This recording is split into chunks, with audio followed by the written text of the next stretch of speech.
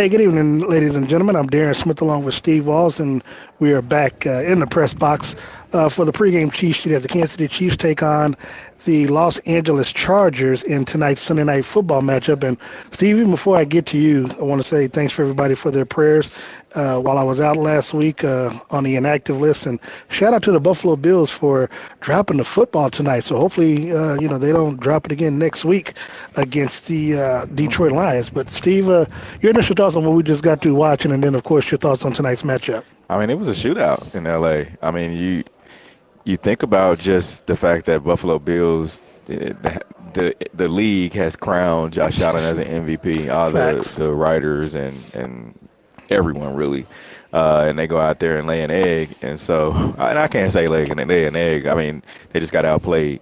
But it was a shootout, and I think now people will see. All right, there's an opportunity, for someone else to possibly step in for MVP because it's not written in stone yet. Like I said before, Buffalo could lose out. Yeah, and you look at the last few games that they played. They played Detroit next week, and of course, the Pittsburgh Steelers take on the Eagles next week. So this is a good chance, depending on how things play out, Pittsburgh could actually jump of the Buffalo Bills and become the sit in the number 2 position before they take on the Kansas City Chiefs, a few days later on the Christmas Day matchup, which I was thinking about not going. Now it seems like that game is getting a little bit more important as we inch closer and closer to those games. But again, tonight, you got the Chiefs.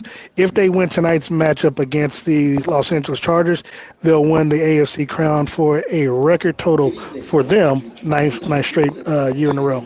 Yes, I think it's going to be a huge game here tonight. I mean, it's a lot on the table, a lot at stake. I mean, you see, I don't know, I'm sure they know that Buffalo has lost, and I guess that's a good question after the game. Did you guys know Buffalo lost? Well, I think they were kind of showing the score. Yeah, okay. Well, I'm sure they know. So now it's like, all right, now you got to know you got to go out here and you can put a little bit of distance in between yourself and Buffalo. And also tonight, you may not see it at home, but here in the stadium, Tom Ali, his name will be added to the Ring of Honor here in Kansas City. He'll go into the Chiefs Hall of Fame. So congratulations to Tamba. And so, when we look at this game, Steve, the last time these two teams played out in Los Angeles, Chiefs won that game 17 to 10 or 17 to 10. They lost Rashee Rice in that game. Afterwards, of course, they ended up picking up DeAndre Hopkins a couple of weeks later. We've seen the return on investment with that. Isaiah Pacheco, along with Charles Omenihu, came back in last week's game against the Las Vegas Raiders. They played well. We're expecting more rest from both of them. But also, I know Chiefs fans are very excited about, we'll see the debut of DJ Humphries tonight as he will be starting at left tackle for the Chiefs. Right, and don't forget McCall Hardman. Give me your thoughts on DJ Humphries starting in tonight's matchup. And I think anything is plenty, right, if you think about it, because if you look at what Wanya Morris was doing, right, and it was kind of an open floodgate for him, and defensive coordinators, they were picking on him a little bit. You put it kindly. I mean, when I think the average per game was 5 sacks. I think that's the number that was out there, something similar. Well, at least the last 2 games. Yes. Yeah, last couple games. So if DJ Humphries can give you anything, I mean, it's going to be better than Wanya. I mean, he was a former, Pro Bowler. Yeah. He's a veteran in this league, but my only concern is that he hasn't played football since he tore his ACL. Well, he hasn't had any live action on the football field. Well, when you come back from the top of the injury, nobody's going to have it until you get back out there on the field. Well, to be fair. Well, at this point in a season, but it's a little bit different than the beginning of the season, preseason and all that. But pushback on that would be the reason why it's because he took extra time off to make sure that the ACL is fully. Because a lot of times people will just go by the timeline and then come back, and you can have an injury. You can kind of make it a little bit worse.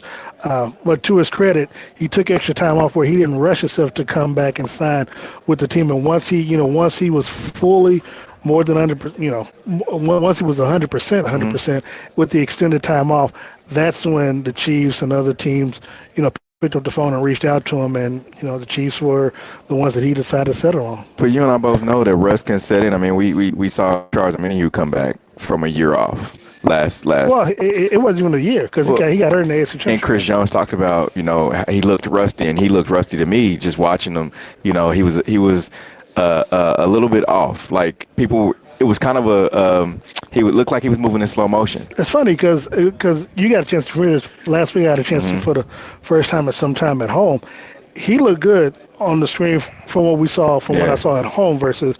So yeah. I'll He get was it. gassed too. Oh well, yeah, well, I mean, he would have to be not, Yeah, not playing. But and I do remember Steve Spagnuolo's mentioned this week that he played more snaps than they anticipated of on course him he did. playing. But that's but I don't know if that was just the flow of the game or they just lost track or whatever, Nah, it's or just there was flow. just He wanted to stay in. yeah. And so, but again, for Humphreys, it seems as though he's I mean he's confident in his ability and being a veteran. I also think that he can tell if he needs to come out, if he needs a win, or if he needs to take a blow or two.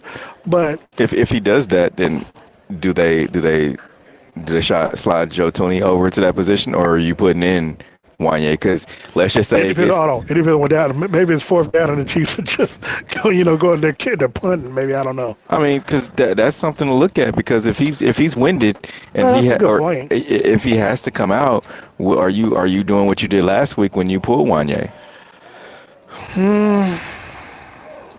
Because I mean, No, you well, if he's coming out just for a blow, I think you can sub him in with Wanye. Depending on what down it is. Again, I mean, if it's if they're down in the red zone, I don't expect him to come. I think he sucks it up. But I'm just saying if it's somewhere, if it's third and long or whatever, he stays in there. If it's fourth down because they're going to punt, I think he could come out for that. okay? I just But if wanted you're to throw that out there. but if you're Patrick, how are you feeling knowing that you have a veteran such as Humphreys protecting you this time around versus Wanye or Kingsley? I think for Patrick, it's going to help a lot. We've seen a lot of his throws, and we've talked about it. The underthrow, the overthrow, not seeming like he's on targets. We've heard from Travis Kelce earlier this week on his podcast when he talked about it looks like me and Pat aren't on the same page in so many words. So I think a lot of that is coming from just Patrick not trusting that line. He's pretty much we've seen it in the Super Bowl. What was that, 2021, running for his life? I don't think it's that bad, but if you know that your back is to a guy who's running you down, that's always going to be in the back of your mind, and you're going to feel rushed. One of the things we did see this week was Jawan Taylor set out of practice one day this week. I know they listed him having a knee injury. He is playing obviously in tonight's game. I do think it was more so just getting him some rest, which is could have needed it. Look, they have not had the best of weeks the last 2 weeks, giving up 10 sacks Right. with Mahomes, and so coming out of the Carolina Panthers game, being in the locker room, I know the players talked about wanting to not have these games be so close. Now we look at this matchup tonight against the Chargers. The Chargers, they're going to be without their J.K. Dobbins. I'm not Lad sure. McConkey is out. Is he He's out. Yep. Oh, I mean, and you mentioned. I'm glad you brought that up because last week Lad McConkey was 50% of their offense. I know. And I mean, Oh, you I think know about all too well. J.K. Dobbins, those two guys are, I That's would their say, offense. 80% Yeah. of their offense. I mean, they'll go back there, Quentin Johnson and a few other players that they'll. So, I mean, so let me ask you this, though. Because you're losing essentially half your offense in those two players, if you're the Chargers, how are you contending? I know you're going to have to rely more so on your defense and trying to get Patrick and them, get back to the ground with Khalil Mack and Joey Bosa. And I don't know. I don't think we've gotten an active on whether or not those two are going to be there out, but I presume that they're going to be playing tonight.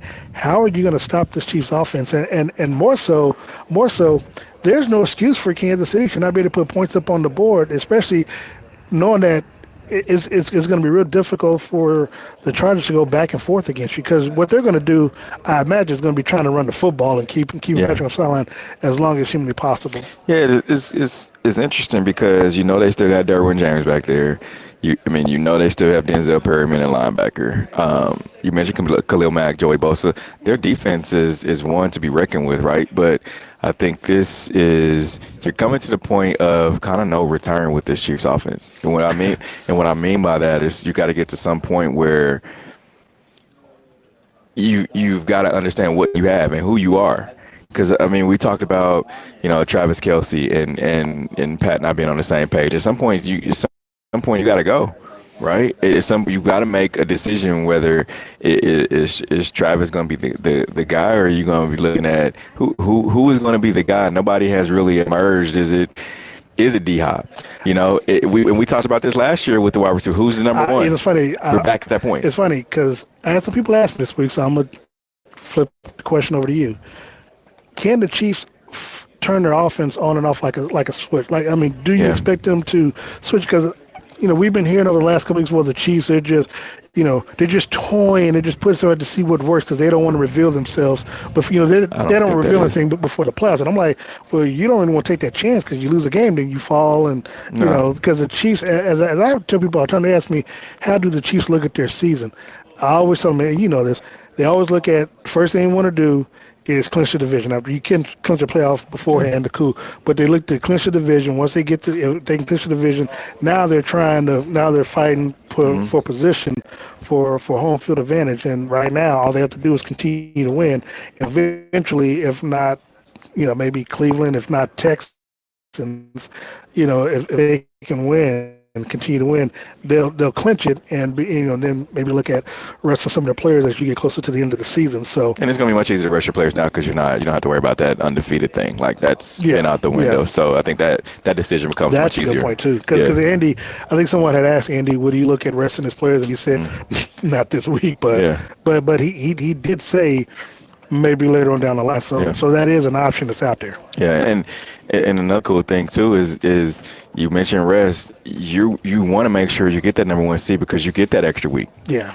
Of rest, so you could possibly think about week 17 not having to worry about it. See, that's 18, that's the one thing that concerns me, because if they get the number one seed and then you rest them even against Denver, 2 weeks off is 2 weeks off, and we've seen teams have a lot of rust when you take that much time off. Yeah. You know what I'm saying? To where you don't play to the division around, and you go back to the Cowboys when Dak and they were rookies then, but it took them a while to get themselves together, but they still lost against Green Bay in that division round. And so that's my only concern, is if you clinch, what I expect them to have home field advantage, is that depending on how they look at it, and who they rest, because they did it last year where they sat players out in week 18 because they had to play the following week and you gave the players a rest. But if they clinch home field advantage, that's going to be a tricky situation. So, if anybody can do it, it's Andy Reid and them, and I just hope that it works out in their favor if they're able to get it like that. Real quick before I go back to your question, Cullen, I would say it's Isaiah Pacheco. I think he was like plus 100 or something like that, plus 125 to get a touchdown. I would say if you're on the Kansas side and you're somewhere you can bet Isaiah Pacheco to get a touchdown tonight. Okay, hold on. Oh, that's you. He just asked me. Now, I would say Pacheco. I'm gonna say Travis Kelsey because. Okay, I had Travis and Pacheco, but I wasn't gonna be extra. I appreciate that. But no, I would say Kelsey simply because they didn't do it last week when they should have. He always balls against LA too. Yeah, should have got it last week, but. And back to answering your question about the light switch. Do they? Can they just turn it off? Can they turn it off? They have, and Patrick has talked about that. Them, needing to go down and score in the fourth quarter, they are able to do that. But I feel like, are they? Your other question was, are they saving anything? I don't think so. Andy Reid's playbook is too extensive. We saw in the what was that Super Bowl against the 49ers where he goes back and looks at plays from the 1940s. There's plenty of other games he can go back and get new plays and things from, because Andy is that kind of creative guy. And the flip side is, and my response to them was that, like you said, they don't have time to be able to do that. And nor can you take any chances, but also you're still expecting to get Hollywood Brown back within the next couple of weeks. And so you've got to somehow figure him into the offense. And the thing is, if you're kind of, it's funny to talk about struggling when they're scoring points, but it's ugly in the manner in which they're doing it. But when you've got these, when you're putting points on the board and the offense is not really clicking, and you just brought back Pacheco, and you brought back Juju just a couple of weeks ago, and obviously you got D-Hop. Well, now You're going to be bringing in Hollywood in a couple of weeks, so Hmm. you've got to somehow figure him in there. And also, you got Nikhil Ramaggio come. Hmm. So that's going to be up for the next 4 games anyway, while McColl's on IR. So you've got to figure all these players in somehow along the way, within the play calling and everything else, if you're going to try to, go the distance. And it's funny that you brought up Nikhil.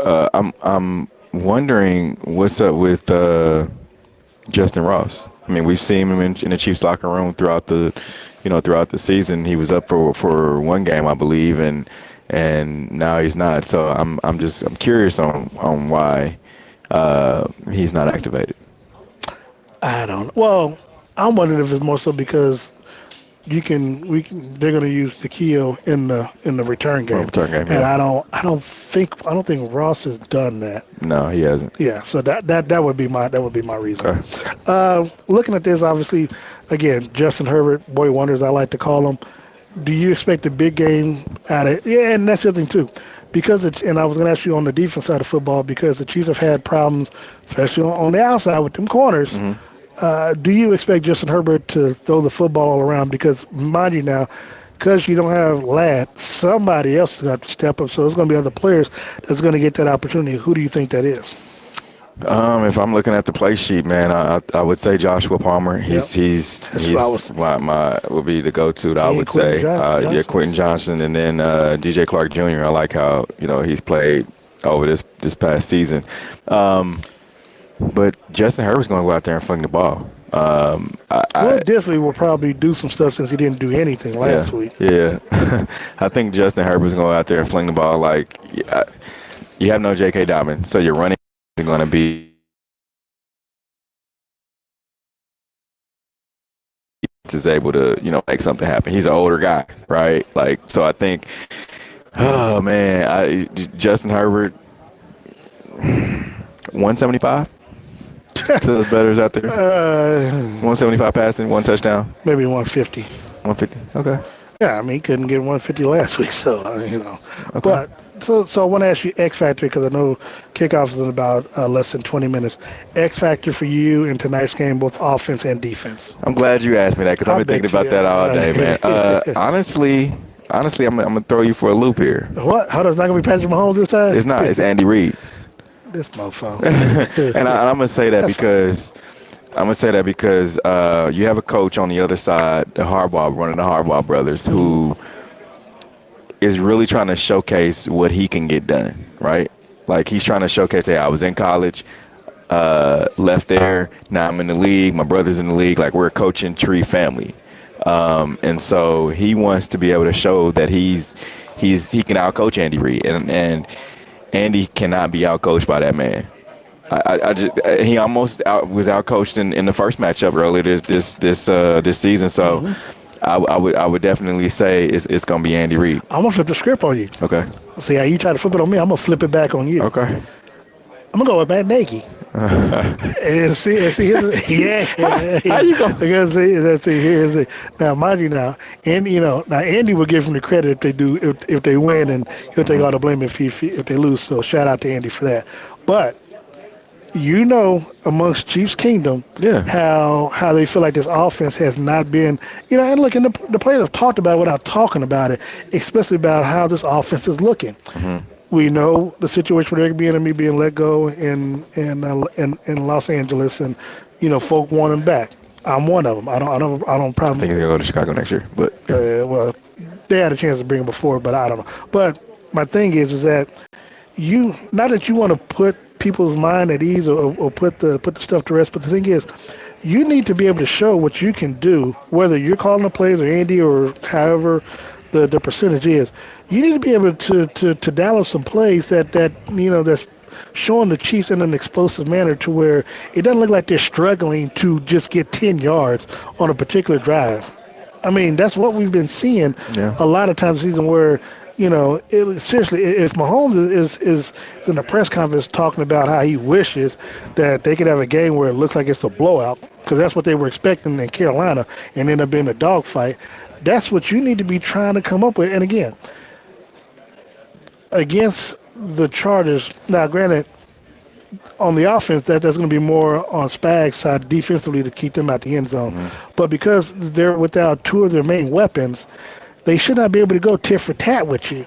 And the thing is, once you have an opportunity to put points on the board, you've got to convert. Whether, and don't be afraid to put, 12, 13, 14 personnel on that field Mm-hmm. where you got a heavy load of linemen and tight ends and you're running the football. Yeah. That's fine too. Yeah. You know what I'm saying? And don't do dumb stuff in the red zone. Yeah. Like if it's first and goal at the 1 yard line, don't try a flea flicker or something like that. Just smash my football. Just get the ball to Kareem or Pacheco and get to the end zone. All right, okay. Defensively, who you got? I'm gonna say Chris Jones. Last week, he, of course, he had 2 sacks, right? Yep. And after the game, he said, "Man, I told y'all I'm gonna get my numbers. 10 sacks is the number to where he has that incentive, right?" But he's only got 5, right? He said he's gonna get his numbers. That's what he said last week. So I'm holding the man. I'm holding the man to got to put his feet to the fire. That's what he said. Yeah. So this is another game where he's got to get his number. Get something. So I would say Chris Jones. So I'm interested in that matchup. I was going to go D-line, but I don't know if it's going to be, depending on where he lines up, Chris Jones, but I'm thinking more so George Klaus because I want to see how they handle G.E.H.A in the rookie left tackle, 6'8", out of Notre Dame, former Chiefs, former Chiefs son, John Otto. So I'm looking to see how they match up against him because, again, to get pressure on him, Mm-hmm. you're going to have to go through him. Yeah, okay. I'm interested to see that. So before we get out of here, Steve, your prediction for tonight's game? I got the Chiefs. I said that they were going to win by a lot. This is a game where I had Patrick going over 225 yards, 2 touchdowns at least. We do have 2 touchdowns. And then, I think this is a game where you got to show that two-headed monster, too, of Kareem and Isaiah Pacheco because Kareem was not happy after the game last week. So I got we're talking about that. I'm really wondering whether or not he's going to get the amount of touches that, I think he might start the game up, but I think they're really going to be trying to give Pacheco a lot of the touches tonight. But we'll see. But I'm with you on that. What was your score? Oh, I didn't say one. You said a lot, so I got to figure out what a lot is. Over 30 points for Chiefs. I would say over 30 because they've been wanting to get that. They need you. They need you. And the way Josh Allen played, and I see KSU 89 Wildcats said the Bills lost, but to be honest, they were very dangerous, and they don't look like, and they don't have Coleman or Kincaid. I agree. So with that being said, Buffalo Bills can put up points. We saw it tonight. So Chiefs got to show that they can put up points. Trust me, Cleveland can put up points too. We saw what they did last week. They did today too. Yeah. So take care. We got them next week. So okay, I've got the Chiefs winning this game. I need the Chiefs to show me something, man. I need to, man. And until then, man, I still got a 1-score game. I think it's a 21. I think it's a 31-24 type ball game. And look, I hope I'm wrong because I want they should not be able to put up 20 some points tonight. So I'm hoping that I'm wrong. So. Okay. But until then, till the Chiefs can stop with these 1-score games, and that's where I got to go. Okay. Before we get out of Steve, you want to thank your sponsors? Appreciate my friends over at Dealers on the Rosa. It's holiday time. You got a significant other, man, woman, whatever. Go and talk to my friends over at Dealers on the Rosa. You can go to their men's department, their women's department. And they'll take care of it. Get your Christmas gift, get that out the way. You can get kids from the kids department. So go holler at them. Dillard's located at Zona Rosa. And again, I want to thank everybody for their thoughts and their prayers while I was in surgery and got out of surgery last week. Thanks to Big Steve holding everything out and keeping the press box, in order while I was away. But I want to thank Ty White and Todd's Clothiers and Taylor Suits for making sure I look, halfway presentable in tonight's game. And of course, as I always, want to thank Gates Barbecue. Now, if you haven't already gotten your food, that's a problem. But with the 5 locations, all the specials that they have going on, the new Bernie Mac, the burn-ins with the macaroni and cheese, fire, got to try it. Make sure you stop by there, tell them Steve when I sent you. They'll take care of you, give you a nice little portion size. And then also, make sure you join us post-game for the post-game press conferences with Patrick Mahomes and Andy Reid. We'll bring that to you live on our respective channels. Then, of course, we'll do a quick post-game show after the game. And then, of course, join us for the Red Hour tomorrow night via your social media platforms. Myself, Steve Walls, DJ Q, and Sean Tyler. And then, of course, next Sunday, join us at 11 o'clock your time here, noon in Cleveland, as we bring you the pregame cheat sheet live from Cleveland, Ohio, where the Chiefs will be taking on the Cleveland Browns. So uh, reach out to Steve at Steve Walls KC. You can reach out to me at Darren Smith NFL. Thank you so very much, and we'll see you post game.